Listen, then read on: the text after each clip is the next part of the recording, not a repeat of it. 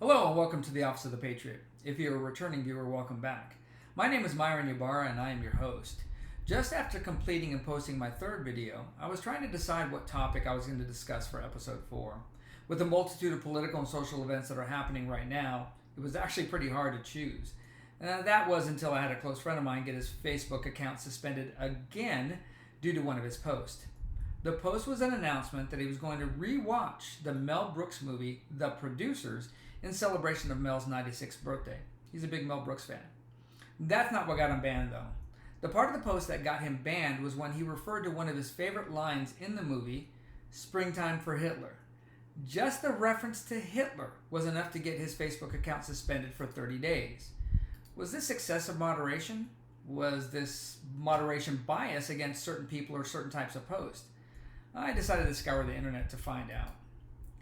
Internet service providers, or ISPs for short, and later social media platforms were targets in the early years of the internet for civil suits brought against them for content that was placed on their sites by authorized users. There was a growing fear that if some protections were not passed into law, the internet that was in its infancy in the early 90s would falter and die because these suits would kill ISPs, thus killing a whole new revenue source.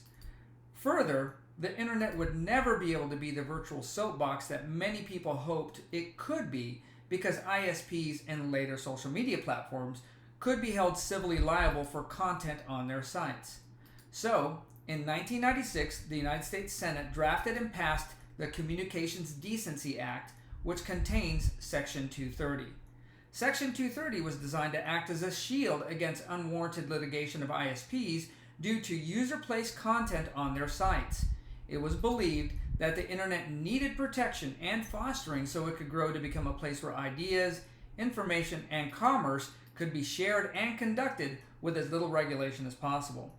Section 230 was worded to shield ISPs and social media platforms from civil liability that could come about as a result of content carried and shared on their platforms that did not originate from them.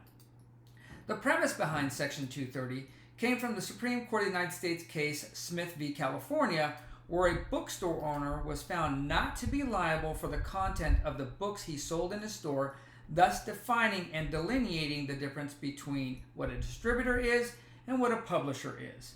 With Section 230, the term distributor is synonymous with platform.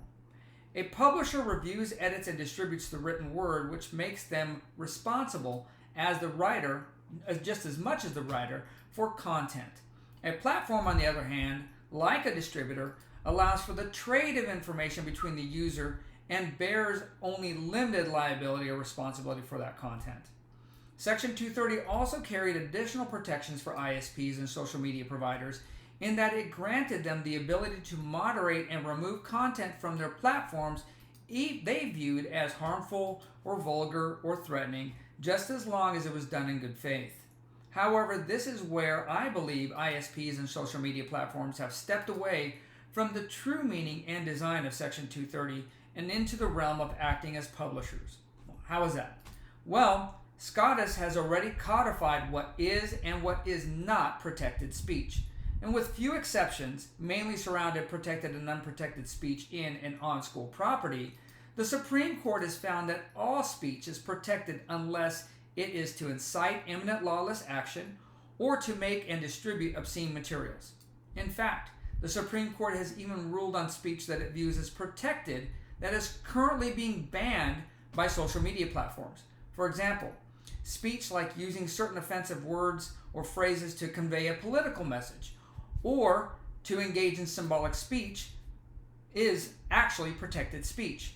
In many of these circumstances, platforms like Facebook, Twitter, and YouTube have used Section 230 as a bludgeon to silence people that engage in this type of speech on their platforms that is contrary to their own political positions.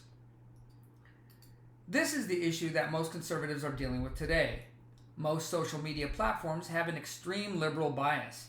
However, if you conduct a non-biased Google search on the internet for political bias by social media platforms, not even naming either conservative or liberal in your search, you'll find that the first 10 plus links all refer to debunked allegations of bias by ISPs and social media platforms against who?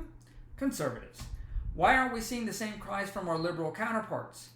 Maybe because Facebook suspensions and censoring, YouTube demonetizations, and Twitter bans are not happening to them at the same rate they are to conservatives. Today it appears that in the hands of liberal social media platforms, Section 230 is superseding constitutional case law, and for the life of me, I don't understand why.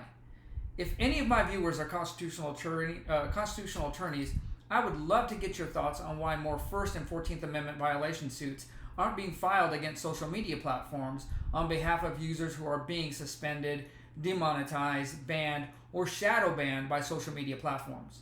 Just to be clear, I am all for protecting First Amendment guaranteed free speech, and Section 230 does that to a degree. However, I believe that Section 230 should be amended to allow for social media platforms to moderate content only to the degree that the Supreme Court has already determined what is and what is not protected speech. We should do away with the absolute protections from civil suits over aggressive moderation that social media platforms currently enjoy. Thank you for tuning in to today's video. If you enjoyed what you watched today, please consider liking, subscribing, and sharing this channel. If you disagreed with what was presented, please do leave your comment, as I would love to respond. As always, have a blessed day and stay safe out there.